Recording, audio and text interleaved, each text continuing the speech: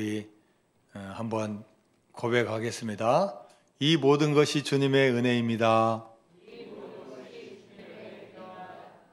주님의 은혜로 오늘도 귀한 주일 허락하여 주시고 또 저와 여러분이 주님 앞에 나와서 또 하나님의 말씀을 듣게 하시니 귀한 축복이 되은 줄로 믿습니다. 오늘 마가복음 15장에는 한 가나안 여인이 나옵니다.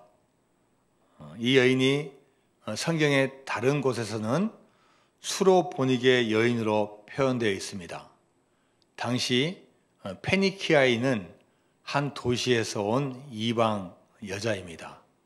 남편을 만나 결혼을 하고 또 지금 이스라엘 북쪽에 있는 두로와 시돈 땅에 와 있습니다. 그런데 어느 날 그 동네에 예수님과 그 제자들이 지나간다는 소식을 들었습니다. 그렇지, 이번이 기회이다. 내 딸을 살릴 수 있고 병을 고칠 수 있는 기회이다. 이렇게 마음을 먹고 예수님이 그 가시는 길목을 딱 지켰다가 외칩니다. 주 다윗의 자손 예수여, 나를 불쌍히 여기소서. 내 딸이 흉악하게 귀신 들렸나이다. 다윗의 자손 예수에게 자기 딸을 고쳐달라고 외칩니다. 근데 중요한 특징은 다윗의 자손 예수라는 말 앞에 주라는 단어가 붙어요. 주. 이 주라는 말은 큐리어스, 나의 주인이시오, 나의 메시아이시오, 나의 능력자라는 말이에요. 그래서 이 여인은 그냥 예수님 이렇게 부르지 않고 최대한의 존칭을 써서 예수님, 나의 딸을 고쳐달라고 이렇게 요청을 하고 있습니다. 그런데 웬일이에요? 예전 같으면 예수님께서 그 상황을 보고 병을 고쳐주시든지 또 아니면 다른 형태를 통할 텐데 가만히 계시는 거예요. 분명히 제자들도 듣고 예수님 들었는데 가만히 계셔요. 그러니까 오히려 제자들이 난감한 거예요. 분명히 소리가 다 들려서 사람들 다 뒤돌아보고 있고 웅성웅성한데 예수님만이 전혀 상관없는 것처럼 하니 얼마나 제자들이 지금 안절부절합니까? 그래서 예수님에게 요청을 합니다. 예수님, 어떻게 좀 해주세요. 이 여자를 그냥 돌아가라고 하든지 아니면 예수님께 부르셔서 무슨 어떤 처방을 내려주시든지 예수님께서 해야 되지 않겠습니까? 그런데 그 말을 들으신 예수님 또 여전히 냉정하셔요.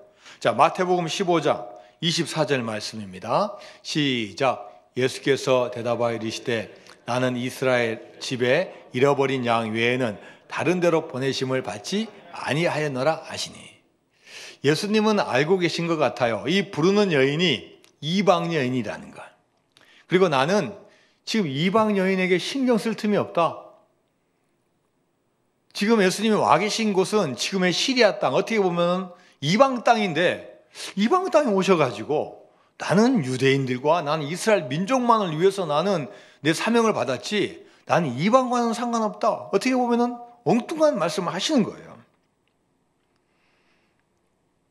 이때 가까이 다가오는 이 여인이 그 말씀을 듣고 그래도 주님께 절하면서, 성경에 절하면서, 지금을 하면 무릎을 꿇고 간절히 애원하면서 예수님께 요청을 하는 거예요. 주님, 저를 도와주세요. 제 딸을 고쳐주세요. 간절하게 무릎을 꿇고 애원합니다. 자, 이 말을 들은 예수님 또 의외의 대답이에요. 더 냉정하게 말씀하셔요. 자, 마태복음 15장 26절 말씀입니다. 시작. 대답하여 이르시되 자녀의 떡을 취하여 개들에게 던짐이 마땅하지 아니하니라. 예수님이 하신 말씀이 너무나 충격적이에요. 자기의 요청을 들어준 것을 마치 개에게 뭘 이렇게 던져준 것처럼 표현을 하시니 여러분, 이 여자가 얼마나 모욕감을 느꼈겠습니까? 아니, 도와주기 싫으면 거절하면 될 것이지 개에게 비유하니 얼마나 여러분 자존심이 상하겠습니까? 이 정도 거절하면 이 여인도 예수님의 뜻을 알아듣고 좀 포기하고 물러서야 되지 않겠습니까? 그런데 이 여인은 물러서지 않고 예수님에게 또 강력하게 요청하는 거예요. 자, 마태복음 15장 27절 말씀 시작. 여자가 이르되 주여 올소이다마는 개들도 제 주인의 상에서 떨어지는 부스러기를 먹나이다 하니. 예수님, 주님, 개들도요 주인이 먹다가 버리는 거 얻어먹습니다. 저 개 취급해도 좋으니까 제 딸 좀 살려주세요. 이렇게 한 여인이 포기하지 않고 간절한 마음으로 나가니 예수님도 마음이 감동이 된 거예요. 그래서 대답하십니다. 여자여, 내 믿음이 크도다. 내 소원대로 되리라. 할렐루야. 이 여자가 응답받은 거예요. 예수님에게 인정받은 거예요. 믿음이 큰 것도 인정받았고 내 소원대로 내 딸이 나을 거라는 그 약속을 받았습니다. 여러분, 이 가난한 이방 여인은 성경에 수많은 여인들이 있지만 제가 묵상하기에도 너무나 지혜로운 여인이에요. 왜 지혜로운 여인입니까? 이 여인은 나의 딸의 문제를 해결해 줄 수 있는 분이 누구라는 것을 이미 아는 거예요. 병원도 가봤겠죠. 수많은 처방을 받아봤겠죠. 여러 가지 진단을 받아봤겠죠. 그런데 도저히 방법이 없는 거예요. 그런데 나의 주, 다윗의 자손 예수님은 고칠 수 있다는 확신을 갖게 된 거예요. 여러분, 그거 아는 것만 해도 얼마나 큰 지혜입니까? 이 지혜로운 여인이니까 그것을 알고 예수님에게 찾아온 거예요. 그리고 또 뭐가 지혜롭습니까? 이분은 반드시 행하실 분이다. 웬만한 여자 같으면 당신만 고칠 수 있어 하고 아마 화내고 갔을 가능성이 많아요. 아마 90% 여기 계신 분들 90% 아마 그럴 가능성이 많아요. 뭐 지가 예수님이면 다야. 뭐. 그 당시로는 예수님 또 잘 몰랐으니까 그럴 수 있어요. 그러나 이분만이 해결할 수 있기 때문에 나는 포기하지 않겠다. 끝까지 나는 붙잡겠다라고 믿고 있는 거예요. 예수님의 제자들 수많은 거기 있는 사람들에게 얼마나 큰 창피를 당했습니까? 아무리 소리 질러도 돌아오는 대답은 냉대한 대답이에요. 많은 사람들이 자기 딸이 귀신 들렸다고 막 손가락질합니다. 그럼에도 불구하고 예수님이라면 해결할 수 있으니까 끝까지 붙잡고 나아가서 응답을 받게 된 거예요. 이 한 여인의 지혜로운 여인의 이 지혜로운 말미암아 예수님의 마음도 돌이키게 되고 예수님의 말씀으로 인해서 칭찬받게 되고 딸이 치유함을 받는 놀라운 역사가 일어나게 된 줄로 믿습니다. 여러분, 한 사람의 지혜가 이렇게 소중한 거예요. 한 사람이 지혜를 소유하는 것은 그 무엇보다도 중요한 겁니다. 그래서 지혜의 책인 잠언서에서는 지혜가 최고다. 지혜가 제일이다라고 말씀하는 겁니다. 잠언서 4장 7절 말씀 시작. 지혜가 제일이니 지혜를 얻으라. 내가 얻은 모든 것을 가지고 명철을 얻을지니라. 뭐가 제일이라고요? 지혜가 제일이라. 지혜가 제일. 많은 중요한 것 있지만 지혜가 제일이라는 거예요.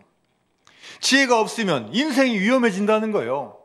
지혜롭지 않고 어리석은 자, 우둔한 자가 되면요, 인생 사는 게 얼마나 힘들고 어려운지 몰라요. 아무리 다 갖추고 아무리 다 소유해도 그분이 지혜가 없으면요, 그 획득한 거 다 잃어버리게 된다는 거예요. 얼마나 지혜가 중요한지 지혜를 말할 때 아예 다른 것과 비교하지 마라. 비교 불가. 지혜는 다른 것과 비교 불가를 선언하는 말씀이 있어요. 잠언서 3장 15절 말씀입니다. 시작. 지혜는 진주보다 귀하니 내가 사모하는 모든 것으로도 이에 비교할 수 없도다. 진주보다 귀하. 요즘으로 하면 돈보다 더 귀하고 금보다 더 귀하니 아예 비교하지 마라. 우리가 생각하기에는 이거 돈이 최고인 것 같고 뭐 좋은 아파트가 최고인 것 같은데 그거 아무것도 아니다. 뭐가 최고라고요? 지혜가 1등이라는 거예요. 여러분, 우리가 이 세상에서 가장 귀한 지혜를 어떻게 구할 수 있습니까? 어떻게 얻을 수 있어요? 여러분, 지혜 돈 주고 살 수 있습니까? 상속 받을 수 있어요? 아니면 지식을 많이 쌓고 좋은 대학 나오면 됩니까? 그 분야에 대해서 전문가 되면 됩니까? 아닙니다. 지혜는 하나님을 경외할 때 하나님이 주시는 선물이에요. 자, 오늘 본문 말씀에서 증거하고 있습니다. 시편 111편 10절 말씀 시작. 여호와를 경외함이 지혜의 근본이라. 그의 계명을 지키는 자는 다 훌륭한 지각을 가진 자이니 여호와를 찬양함이 영원히 계속되리로다. 여호와를 경외함이 지혜의 뭐라고요? 근본이라는 거예요. 지혜를 얻을 수 있는 방법이 뭐냐? 하나님을 경외하는 데 있다는 겁니다. 지혜를 얻게 되면은 나머지 모든 것들은 따라오게 되는 거예요. 다른 거 얻고 지혜를 얻으려고 하면은 시간도 걸리고 많은 좌충우돌 하지만 먼저 지혜를 구하면 나머지 것들이 따라온다는 거예요. 여러분, 많은 흙이 있고 많은 물건이 있는데 거기다 자석을 한번 탁 갖다 놔보세요. 막 달라붙어요. 뭐가 달라붙습니까? 금속에 관한 건 다 달라붙어요. 다 달라붙어요. 뭐 핀도 오고 녹슨 못도 나오고 쇠붙이든 쇠붙이든 다 나온 거예요. 마찬가지 지혜가 그런 거예요. 지혜가 딱 있으면은 이 지혜를 딱 갖다 놓으면요, 그 사람 가운데 막 필요한 것들 다 주시는 거예요. 다 평강도 주고 축복도 주고 지식도 주고 건강도 주고 다 주시는 거예요. 자, 잠언서 3장 16절 17절 말씀 시작. 그의 오른손에는 장수가 있고 그의 왼손에는 부귀가 있나니 그 길은 즐거운 길이요 그의 길은 다 평강해요. 이야, 여러분, 이 지혜를 얻으면요 장수의 축복이 오는 거예요. 또 지혜를 얻으면은 부귀가 따라오는 거예요. 그리고 이 지혜를 얻으면은 어떤 길이냐? 그 사람은 어떤 길이냐? 즐거워요. 즐거워요. 아파트에 살아도 즐겁고 새빵살이에도 즐겁고 말단 사원이어도 즐겁고 회장님이어도 즐겁고 즐거운 거예요. 어떤 형편과 환경에 따라서 왔다 갔다 하는 게 아니라 이 지혜를 소유하면요 잘 조절해가지고 즐거움을 느끼는 거예요. 가장 중요한 게 뭡니까? 마음 가운데 뭐가 임한다? 평강임이에요. 평강. 여러분, 근심과 걱정과 염려는 뭡니까? 왔다 가는 손님이에요. 왔다 가는 손님. 그냥 왔다 가요. 항상 근심 걱정 없는 분 없어요. 손님 왔다 갔다 항상 와요. 그러나 손님이 계속 있는 분 없어요. 눈치지니까 빨리 가야 돼요. 가나요. 늘 마음의 평강과 평안이 임하게 되는 거예요. 여러분, 저는 이 지혜하고 관계가 많아요. 제가 지혜로운 게 아니라 하나님께서 지혜를 주시려고 많이 도와주셔요. 지혜가 제일이라 했는데 저는 제일 중학교를 나왔어요. 저는 중학교 제일 중학교예요. 네? 제일 중학교. 명성교회 이름이 많은데 최고 좋은 명성교회가 무슨 명성교회인 줄 아세요? 어떻게 하셨어요? 제일 명성교회, 제일 명성교회, 최고로 좋은 교회, 제일 명성교회. 저는 이제 이남 일녀 중에 장남인데 이제 저희들은 학렬이 있잖아요. 옛날 이제 식자돌림이에요. 제가 장손의 장남이에요. 제가 호식이, 남동생 만식이, 작은아버지 아들 태식이, 그 다음에 민식이, 홍식이, 우리가 이게 5명이 있어요. 그 다음에 제 밑에 여동생이 있는데 여동생 이름이 뭐냐? 지원이에요. 지원이. 그리고 제 남동생이 결혼해가지고 또 아들 둘, 딸 하나 낳았는데 딸 이름이 뭐냐? 지연이에요. 지연. 제가 아들 하나 낳고 딸 낳고 딸 이름을 우리 아버지에게 지어달라 했어요. 우리 아버지가 뭐라고 지어줬냐? 지수라고 지어줬어요. 여러분, 이 지자가 무슨 지자예요? 지혜로울 지자예요. 야, 내 자녀들이 지혜롭게 살았으면 좋겠다. 성공하는 것도 좋고 뭐 좋은 직장 가진 것도 좋고 뭐도 좋지만 야, 내 딸과 내 손녀가 지혜로우면 좋겠다 해서 이 지혜로울 지자를 딱 쓰셨더라고요. 여러분, 지혜가 얼마나 중요한지 몰라요. 다른 거 없어도요, 지 하나만 소유하면요, 나머지 다 따라오는 거예요. 그러나 다 갖췄어도 지혜를 잃어버리는 순간 다 망하는 거예요. 여러분, 지혜를 소유하는 여러분 되시기를 바랍니다. 영국에 존 하버드라는 젊은 청년 청교도 목사님이 있었습니다. 이분이 신대륙, 미국에 대한 꿈을 안고 1637년에 신대륙을 찾아왔어요. 그런데 온 지 1년 만에 폐결핵으로 인해서 죽게 되었어요. 그는 임종 직전에 자기의 전 재산인 책 300권을 근처에 생긴 대학교에 기증을 해요. 나이는 30대 초반, 아직 청년입니다. 결혼하기도. 그런데 목사예요.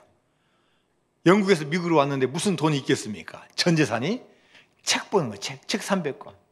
그러면서 그 신설 대학에 편지를 썼어요. 학장님, 저는 이 땅에 큰 꿈을 품고 왔지만 그 꿈을 이루지 못하고 주님께 갑니다. 대신 이 땅의 젊은이들을 통해 제 꿈이 이루어지기를 바라며 이 책들을 기증합니다. 부디 이 책들을 통해 큰 인물들을 키워주십시오. 이 편지를 읽은 이 대학교 이사들이 감동을 받았어요. 그래서 이사회 할 때 결의를 냈는데 그 결의가 뭐냐? 이 사람 이름으로, 책 300권을 기증한 사람 이름으로 대학교 명칭을 바꾸자. 여러분, 이게 가능한 일입니까? 신설 대학이지만 몇 년 됐고 기여하신 분이 얼마나 많은데 대학 이름을 바꾸자는데 이사회에서 이게 통과가 돼가지고 학교 이름을 바꿨는데 그 학교 이름이 뭐예요? 제가 이 목사님 이름은 처음에 뭐라 했어요? 존 하버드예요. 무슨 대학교? 하버드 대학교. 하버드 대학교. 그 유명한 미국에 있는 이 하버드 대학교가 이 바로 한 목사님의 이름을 따서 지어진 거예요. 여러분, 이 하버드라는 30대 초반의 목사님은 학교 이사장도 아니에요. 청장도 아닙니다. 학교 설립자도 아니에요. 그가 뭐 건축하는데, 학교 세우는데 뭐 어마어마한 돈을 기부하거나 건축하신 분 아니에요? 그 어마어마한 규모에 비하면 책 300권은 뭐 돈에 돈도 안 되는 거예요. 그런데 사람의 마음이 움직이니까 이 300권의 책을 통해서 인재를 키워달라는 이 마음에 이사들이 감동받아 가지고 아예 학교 이름을 아예 바꾸는 거예요. 지금 이 하버드 대학교는 세계에서 아주 유명한 대학이고 너무나 좋은 대학이 되었습니다. 하나님을 경외하고 하나님의 꿈을 갖고 사는 한 사람, 하나님이 한 사람을 기억하시고 은혜를 베풀어 주시는 거예요.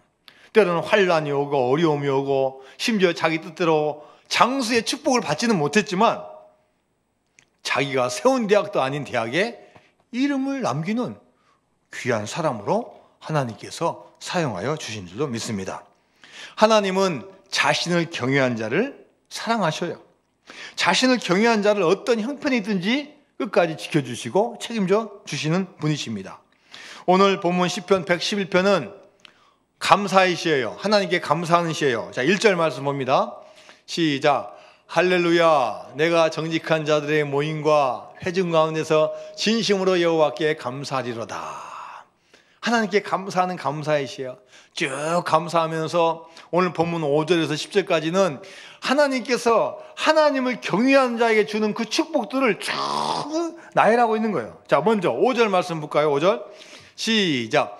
여호와께서 자기를 경외하는 자들에게 양식을 주시며 그의 언약을 영원히 기억하시리로다. 하나님 우리에게 주신 게 많은데 가장 첫 번째, 가장 기본적인 거 주는데 뭘 줍니까? 양식 주세요, 양식. 왜요? 여러분 밥 안 먹으면 사신 분이 한 분도 없어요. 다른 거 좀 없어도 돼요. 돈 좀 없어도 되고, 또 건강도 좀 없어도 되고, 뭐 자동차 없어도 되고, 집도 없어도 되지만 안 먹고 사는 분은 이 세상에 한 분도 없어요. 이건 무엇을 말합니까? 하나님은 너희들이 필요한 가장 기본적인 거 무조건 준다는 거예요. 그 나라가 잘 사는 나라든 못 사는 나라든 준다는 거예요. 그렇기 때문에 걱정하지 말고 염려하지 말라는 거예요. 오히려 그 가운데 하나님을 믿고 따라갈 때 더 큰 은혜를 주신다는 거예요. 이스라엘 백성들이 출애굽해서 40년 동안 광야를 지났는데 그들의 양식이 뭡니까? 만나와 메추라기예요. 이 메추라기는 어쩌다 한 번씩 먹는 거죠. 메추라기 갑자기 쫙 바람이 불면서 땅에 뚝뚝뚝 떨어지면 메추라기. 그 외에는 40년 동안 질리도록 먹은 게 뭐예요? 만나예요. 출애굽기 보면 이 만나가 어떻게 생겼냐? 까치 같고 씨앗 같고 색깔은 하얗고 그 다음에 꿀맛 나는 과자 같더라. 이거 어떻게 설명할지 모르겠어요. 색깔은 하얗고 작고 단 과자 같은 거예요. 여러분 음식을 먹어도 골고루 드셔야 돼요. 잡곡도 먹고 또 채소도 빨간색도 먹고 파란색도 먹고 갈색도 먹고 먹어야 돼요. 근데 여러분 40년 동안 요 가시 같은 하얀색만 먹었으니 여러분 어떻게 됐을까요? 지금을 생각하면 영양실조 걸리든지 무슨 질병이 오든지 난리가 났을 거예요. 근데 신기합니다. 40년 동안 처음에 나와서 애굽 돌아보면서 불평하는 거 빼놓고는 음식 갖고 투정하지 않아요. 왜 만나가 이렇게 질기냐? 왜 만나가 이거 무슨 병이 오는데 왜 이러냐? 왜 색깔이 이러냐? 왜 이게 다냐? 영양실조도 안 걸리고 하나님께서 먹을 걸 아예 책임져 주시는 거예요. 그리고 가나안 땅에 딱 입성하는 순간, 농사를 지으려고 씨를 뿌리는 순간 어떻게 돼요? 만나가 뚝 그치는 거예요. 할렐루야. 하나님 우리에게 먹을 것을 다 주신다고 약속하여 주신 줄로 믿습니다. 여러분 예수님께서도 걱정하지 말라는 거예요. 마태복음 6장 26절에서 28절까지 말씀입니다. 시작. 공중의 새를 보라. 심지도 않고 거두지도 않고 창고에 모아들이지도 아니하되 너희 하늘 아버지께서 기르시나니 너희는 이것들보다 귀하지 아니하냐? 너희 중에 누가 염려함으로 그 길을 한 자라도 더할 수 있겠느냐? 또 너희가 어찌 의복을 위하여 염려하느냐? 들의 백합화가 어떻게 자라는가 생각하며 보라. 수고도 아니하고 길쌈도 아니하네. 날아가는 새를 보라는 거예요. 하나님이 지어준 창조물은 다 먹고 사는 방법이 있으니까 걱정하지 말라는 거예요. 너희들이 걱정하고 염려한다고 너희들이 키가 한 자라도 자랄 수 있느냐? 절대 안 그렇다. 주님께 믿고 나아가라는 거예요. 마태복음 6장 31절에서 33절까지 말씀입니다. 시작. 그러므로 염려하여 이르기를 무엇을 먹을까, 무엇을 마실까, 무엇을 입을까 하지 말라. 이는 다 이방인들이 구하는 것이라. 너희 하늘 아버지께서 이 모든 것이 너희에게 있어야 할 줄을 아시느니라. 그런즉 너희는 먼저 그의 나라와 그의 의를 구하라. 그리하면 이 모든 것을 너희에게 더하시리라. 할렐루야. 하나님께서 책임져 주신다는 거예요. 하나님은 다 아시는 거예요. 저와 여러분이 필요한 거 다 알고 계셔요. 너무 걱정하지 마시고 주님께 모든 거 맡기고 믿음으로 나아가면 하나님께서 채워줄 줄로 믿습니다. 자, 오늘 본문 시편 111편 마지막 10절 말씀 다시 한번 봅니다. 시작. 여호와를 경외함이 지혜의 근본이라 그의 계명을 지키는 자는 다 훌륭한 지각을 가진 자이나 여호와를 찬양함이 영원히 계속되리라. 중간에 보니까 뭐라고 되어 있냐? 지혜를 가지고 주님의 계명을 따라가는 그 사람들은 다 훌륭한 뭘 가진 자라고요? 지각을 가진 자다. 이 지각을 히브리어 성경 보니까요, 세켈. 무슨 뜻이냐? 통찰력이야. 통찰력. 여러분 지혜에서 가장 중요한 게 뭡니까? 분별력이 있어야 돼요. 통찰력을 주신다는 거예요. 하나님을 진정으로 경외하며 순종하는 자에게는 통찰력을 주신다는 거예요. 그 통찰력을 가지고 우리가 뭘 봅니까? 하나님의 마음을 우리가 알 수 있어요. 그 통찰력이 있으면. 그 통찰력이 있으면요, 사람들의 마음을 알 수 있어요. 그 통찰력이 있으면요, 세상에서 아무리 뉴스에서 무슨 떠들어도 세상을 보는 지혜가 있는 거예요. 할렐루야. 그래서 하나님께서 우리의 주인 가장 소중한 게 뭐냐? 이 지혜 통찰력을 주신다는 거예요. 그리고 이 통찰력을 가지고 여호와 하나님을 찬양하는 인생으로 우리를 사는 것으로 연결시켜 주시는 겁니다. 사울 왕과 다윗 왕의 차이점이 뭡니까? 둘 다 훌륭한 분들이에요. 둘 다 나라를 잘 세우려고 열심히 했던 분들이에요. 사울왕도 그 나라를 위해서 열심히 했던 왕입니다. 열심히 나라를 세우고 블레셋과 전쟁을 하고, 또 잘못된 열심이지만 다윗을 죽이려고 병사들 3,000명 데리고 가면서 쫓아가고 열정을 다한 사람이에요. 그런데 아무리 열심히 해도 이 사울왕은 하나님에 대한 열심이 없어요. 언약궤를 빼앗긴 지 20년이 됐는데도 하나님의 임재를 상징하는 언약궤를 가져오려고 하지 않아요. 아유, 블레셋 힘이 센데 어떻게 가져와? 하나님을 사랑하면 어떻게든지 기도하고 계획해서 가져와야죠. 다윗왕은 달라요. 아, 나는 이렇게 잘 됐는데 여호와의 궤는 어디 있을까? 과연 내가 다시 여호와의 궤를 모셔올 수 있을까? 드디어 여호와의 궤가 올 때 하나님을 찬양합니다. 역대상 13장 8절 말씀입니다. 시작. 다윗과 이스라엘 온 무리는 하나님 앞에서 힘을 다하여 뛰놀며 노래하며 수금과 비파와 서고와 재금과 나팔로 연주하냐. 야, 여러분 요즘 말로 하면 뭡니까? 우리 솔리스트 부신들이 하나님 찬양하고 오케스트라 수많은 악기로 다 준비해 있다가 온 백성 수만 명이 몰려 있어서 어떤 힘을 다하여? 온 힘을 다하여. 자신들의 온 힘을 다하여. 벗기는 사실은 조그마하잖아요. 이거 들어오는데 온 백성, 온갖 악기, 온갖 목소리, 온 정성을 다하여 여호와의 궤를 맞아들인 거예요.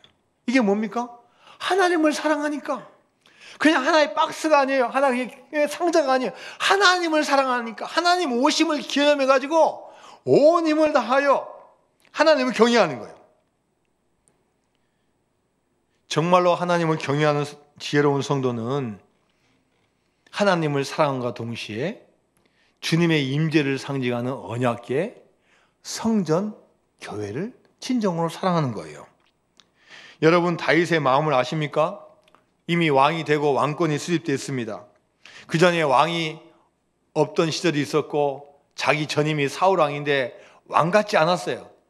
그래서 어떻게 보면은 황무지에서 새로운 것을 많이 건설한 거예요. 체계를 잡고 인재를 뽑고 그 다음에 숙소를 만들고 그 다음에 요즘으로 하면 청와대도 짓고 이렇게 하고 있는 거예요. 그런데 그 왕궁을 세웠어도 어느 날 허전한 게 마음에 들어오는 거예요. 자, 사무엘하 7장 1절 말씀 시작. 여호와께서 주위의 모든 원수를 무찌르사 왕으로 궁에 평안히 살게 하신 때. 야, 지금 하나님께서 도와주셔서요 원수를 다 물리치고 이제는 다윗이 왕이 되고 왕궁을 지어서 너무나 행복하고 편안하게 사는 거예요. 그런데 그의 마음 한가운데는 허전함이 있어요. 사무엘하 7장 2절 시작. 왕이 선지자 나단에게 이르되 볼지어다 나는 백향목 궁에 살거든 하나님의 궤는 휘장 가운데 있듯. 궁전을 지을 때 여러분 얼마나 잘 지었겠습니까? 당시에 가장 좋은 목재 이 백향목을 가지고 궁전을 지었어요. 그런데 어느 순간 돌아보니까 여호와의 궤를 찾아오긴 찾아왔는데 어디에 있냐? 휘장 가운데 있는 거예요. 휘장이 뭡니까? 요즘 말로 하면 그냥 천이야. 천막. 이렇게 칸막이 한 것도 아니고 멋진 건물도 한 것도 아니고 보니까 너무나 초라한 모습으로 그냥 천에 가려져 가지고 있는 거예요. 다윗은 좋은 궁전에 사는 것에 푹 빠져서 사는 게 아니라 지혜 있는 사람, 세계를 소유한 사람, 통찰력을 소유했으니까 뭐가 진정으로 필요한지를 알고 있는 거예요. 여호와의 궤는 그 비천한 곳에 있는데 내 가정만, 내 사업만, 내 직장만 잘 되니 너무나 하나님 앞에 죄스러운 거예요. 다윗이 성전을 사랑하는 마음이 성경에 곳곳에 스며 있습니다. 시편 84편 1절 말씀이에요. 시작. 만군의 여호와여 주의 장막이 어찌 그리 사랑스러운지요. 시편 84편 10절 말씀, 주의 궁정에서의 한날이 다른 곳에서의 첫날보다 나은즉 악인의 장막에 사는 것보다 내 하나님의 성전 문지기로 있는 것이 좋사. 여러분, 그 어느 것보다도 그렇게 멋지고 그렇게 비싸고 푹신푹신한 침대가 있는 그 어떤 것보다도 주의 궁전에서 문지기로 있는 게 마음이 더 편하다는 거예요. 그게 더 좋다는 거예요. 이것이 바로 다윗의 성전 사랑이에요. 시편 84편 12절 말씀입니다. 시작. 만군의 여호와여 주께 의지한 자는 복이 있나이다. 이 다윗은 알고 있는 거예요. 여러분, 우리 교인은 무엇을 바라봐야 되고 우리는 어디서 살아야 됩니까? 산일리에서 살아야 됩니까? 경안동에서 살아야 돼요? 아니면 서울 강남에서 살아야 됩니까? 우리 교인은 항상 우리의 관심이 뭐가 되느냐? 내가 어떻게 하면 믿음 생활을 잘 할 수 있는 곳에서 살까? 거리가 5분 거리일 수도 있고 30분 거리일 수도 있고 1시간 거리가 될 수도 있어. 가장 중요한 것은 내가 어떻게 하면 믿음 생활을 가장 잘하며 살 수 있을까? 여러분, 교회가 가까우니까 이렇게 주일날 예배도 나오고 또 교회를 사랑하고 예배를 사랑하니까 지금 이 순간에 온라인 통해서 접속하는 거 아닙니까? 아무리 온라인 선이 많고 기술 발달되어 있어도 마음 없으면요 접속을 아예 안 해요. 접속을 안 해요. 접속을 해도 그냥 누워서 하는 거예요. 정말로 하나님 살아가면요 접속하고 경건하고 오히려 예배당 나올 때보다 더 귀한 자세로 예배 드리는 거예요. 왜요? 따뜻해지니까. 가까운 곳에 있어야 주일 예배도 나오고 새벽 예배도 나오고 오후 예배도 나오고 저녁 예배도 나오고 또 교회에서 중요한 일이 있으면 나올 수 있는 거예요. 소망교회 곽선희 목사님은 14살 때부터 새벽 기도를 했습니다. 엄마 손에 이끌려서 새벽 기도를 나갔어요. 그러다가 6.25 전쟁으로 인해서 어머니는 북에 놔두고 혼자 이 남쪽으로 내려왔어요. 남북이 분단되어서 어머니에게 갈 수 없습니다. 어머니에 대한 사랑, 어머니에 대한 그리움. 이 곽선희 청년은 새벽 기도를 통해서 연결하는 거예요. 어머니 얼굴 볼 수 없고 어머니 손 잡을 수 없고 어머니 사랑 느낄 수 없지만 어머니 손에 이끌려간 그 새벽 기도 붙잡을 때 어머니와 만나는 거예요. 이 곽선희 목사님 은퇴하셔서 거의 이제 90 가까이 되시는데 은퇴 이후에도 새벽 예배는 한 번도 안 빠졌다.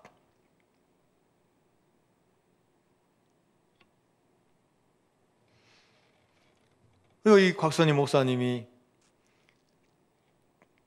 어머니에 대한 추억을 이야기하면서 한 가지 더 이야기하는데 교회 장로님 이야기를 하셔요. 북한에 있을 때 엄마 손에 새벽기도 가는데 어느 날 비가 너무나 쏟아진 거예요. 장마철에. 일어나 보니까 막 비가 막 억수로 쏟아지니까요. 새벽기도 갈까 말까 고민하다가 그래 그래도 가야지. 막 우산 썼지만 막 넘으니까 비가 다 맞으면서 갔는데 여러분 옛날에는 교회마다 다 목사님이 계신 게 아니에요. 그래서 새벽마다 설교하는 게 아니라 목사님은 순회하든지 다른 게 있으니까 새벽에는 혼자 나와서 기도하는 거예요. 교인들끼리 찬성도 하고 또 오신 분들은 또 기도하는.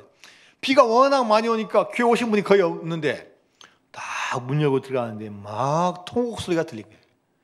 그 교회 장로님이에요, 장로님. 근데 장로님 소리 잘 들어보니까 이상한 소리가 들려요. 하나님, 제가 죽일 놈입니다. 하나님, 제가 죽을 죄인입니다. 잘 들어보니까요. 하나님, 주님의 성전에 이렇게 비가 새고 있는데 저는 그동안 그것도 몰랐습니다. 저는 제 집 비 온다고 비 새는 것 찾아보고 다녔는데 주의 성전에 이렇게 비가 오는지 몰랐습니다. 하나님, 제가 죽일 놈입니다. 죽일 놈입니다. 혼자 죽일 놈이라고 계속 말씀하신. 이때 곽선희 목사님이 깨달은 게 있어요. 그렇지.